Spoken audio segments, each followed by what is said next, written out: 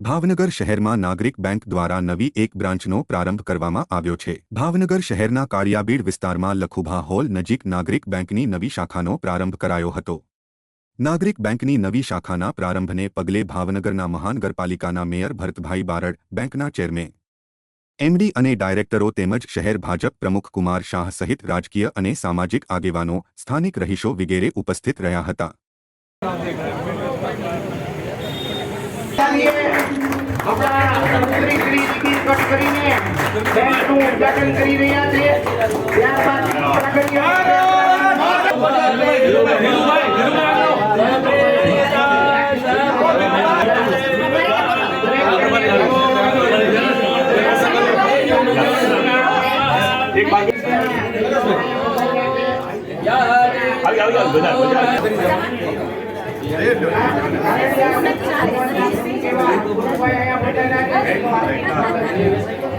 આપણી પહેલી હરોળમાં વચ્ચે નીમુબેન બામણિયા, બાજુમાં ભરતભાઈ બારડ,